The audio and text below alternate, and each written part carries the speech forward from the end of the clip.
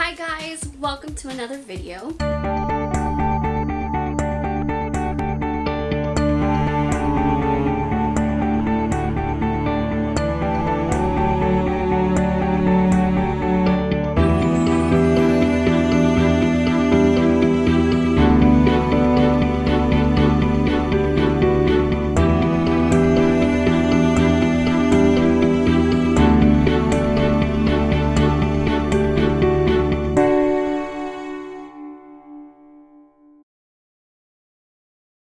I wanted to do another different video today, and this is one that I've been debating doing for a while. I've really kind of felt pulled in the direction of needing to talk about my story more and really kind of asking myself a lot, am I using the story God gave me how He wants me to? With feeling that way, I wanted to give more of a voice to my story, which means talking about Turner syndrome, because I have Turner syndrome. And I wanted to do a tag video on it, but there's not actually one in existence, so I kind of created my own. This isn't gonna be perfect. I'm sure there will be ideas for questions to swap out or other questions to add, but I came up with 10 questions that I thought kind of was a decent information giving tag video. And I actually had some statistics I wanted to share as well. Not many people know what Turner syndrome is or have even heard of it. I've actually encountered doctors who are not that well versed in it even.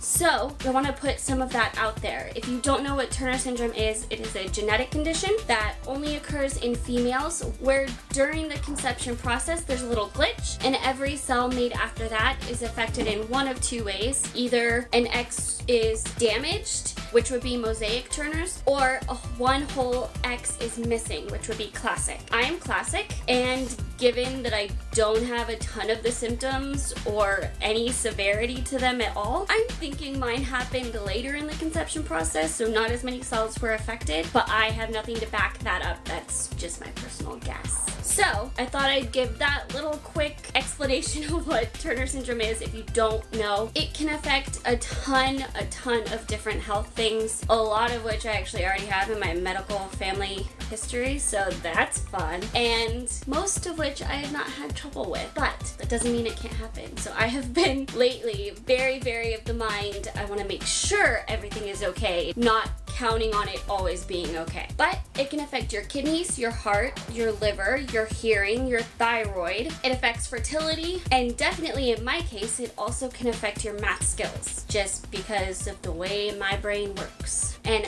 I found out when I got a little older that's actually super common for women with Turner syndrome. So the statistics I wanted to share: 1 in every 2,000 live births, the girl has Turner syndrome. Heart problems occur in a third of the girls with Turner syndrome, and 800 new cases are reported every year in the United States. So the ones that I came up with, I feel like are good and work really well to tell my story, so I'm gonna jump into them. The first question is, what is your HRT routine? So if you don't know what HRT stands for, it's hormone replacement therapy. In a woman with Turner's, one of the effects of the damaged or missing chromosome is all of those cells add up to undeveloped or non-functional reproductive organs. So the system that usually gives you the hormones to develop physically as you get older and go through puberty, I do not actually produce enough on my own to go through puberty on my own.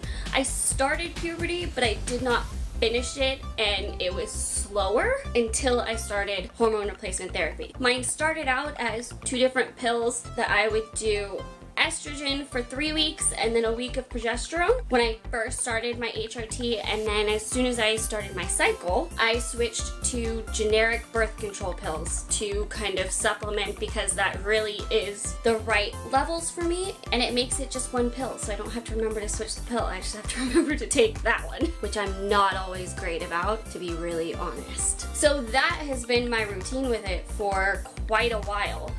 I've gone back and forth with different pills. just because different doctors have decided they like the one they use better, or I found that one just made me feel really bad, so I didn't like it and I asked and got switched to a different one, but still always the generic birth controls. I tried the patch and it actually did not give me enough of it for it to work for me, so I wasn't able to use that like I kind of wanted to. It's still always been generic birth control, I'm just not actually taking it for that reason. The second question is, how tall are you? And if you understand why that is a question, it's really funny. So the average Turner syndrome woman gets to about 4'8" without growth hormones. I did not take growth hormones, and I am 4'11" and a half. And yes, I hold on to the half with my life because I earned it. So I'm just under 5 foot. I was really hoping I would get to 5 foot, but I'm like just under it.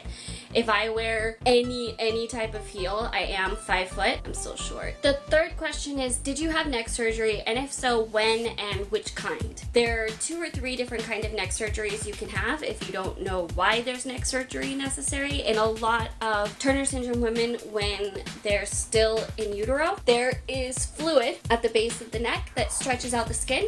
It creates what's called webbed neck, which I had, but not super severely.